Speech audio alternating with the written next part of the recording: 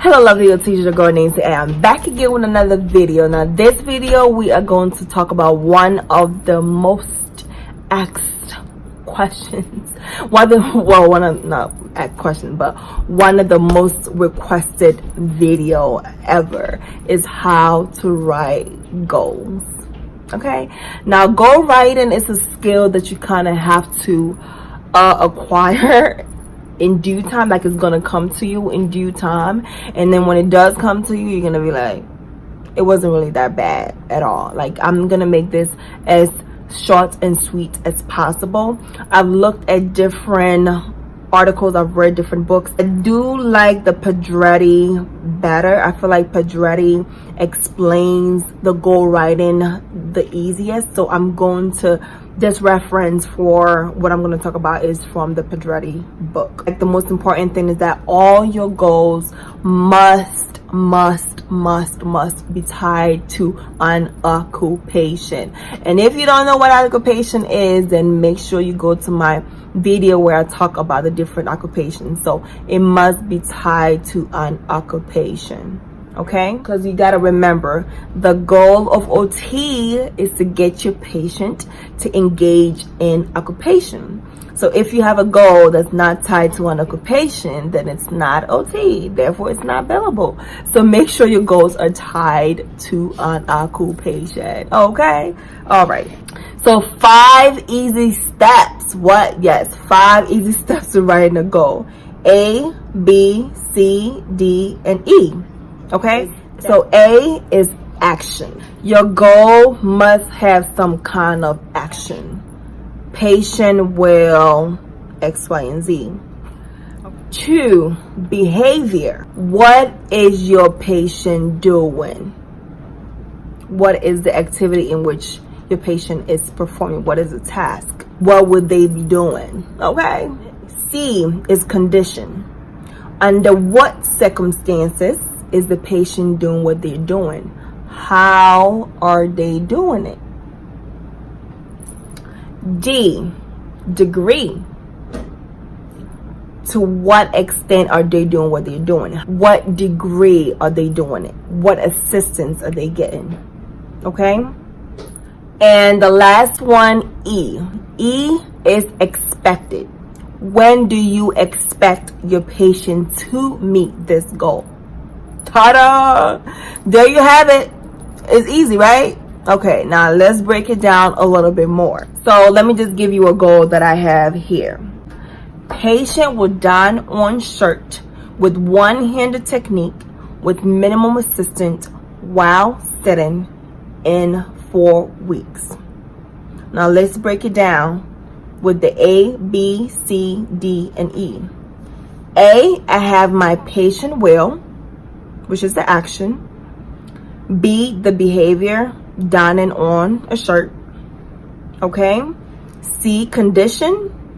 They are doing it. How are they doing it? They're doing it while they're sitting. D, the degree with minimum assistance. And E, the expected time in 2 weeks. Usually in the skilled nursing facility, when you write a goal for your patient, usually we do it like 4 weeks, depending on the situation. Usually from like 2 to 4 weeks, but most of the time it's 4 weeks.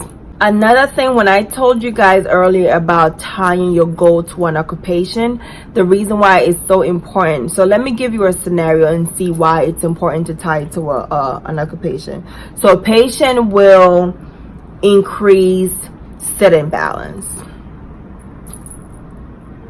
Okay, so I mean, why do we care about the sitting balance of a patient?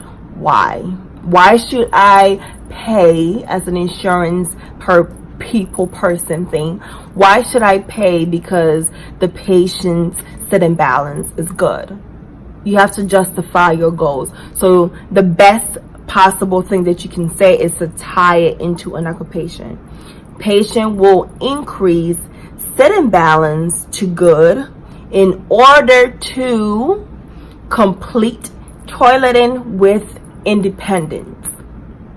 Okay, now I have tied it to an occupation of toileting. So now it makes more sense and it's more billable and it's more justifiable. Okay, so that's why it's important to always tie your goal into some kind of occupation. Why? The why part is important. Just when you're writing a goal, just remember, don't overthink it. Just make sure that it's billable, make sure that it's justifiable, make sure that it makes sense, make sure that it's achievable. Don't be writing no crazy goals for a patient who would not be able to achieve it. So it's better to start small, and then during maybe your progress note, if the patient have already met the goals, then you can come up with different goals, or you can, you know, upgrade the goals. It's better that way than to write like a grand goal for your patient and they're not able to achieve it and now you have to decrease. So it's always better to like increase and upgrade the goal than to like downgrade them. Okay, so just keep those little things in mind and really think about it when you write goals. Don't just do it just to do it. Like, it has to make sense. Okay, like the balance. That's why evaluation is so important, because when you are writing a goal, you are taking into consideration about the patient's strength, their balance, what they can do, what they cannot do, what you think is feasible and what is not. So all those different things are very, very important. It's not just like the format of the goal. Even though the format is important, it's not the most important thing. Like, it has to make sense, it has to be billable, it has to be justifiable, and it has to be achievable. Okay, so there are definitely different formats and different ways that you can write a goal, but I find this to be the easiest one of them all personally. So if you guys are interested and want to know more details, if you have the Pedretti book, I think it's the 8th edition, is definitely in there somewhere. And if I find a link or something like that online, I'll link that below. All right, so thank you guys so much for watching my channel, and as always, make sure that you like, comment, and subscribe, and I'll see you guys in the next video. Thank you guys so much. Mwah. Bye.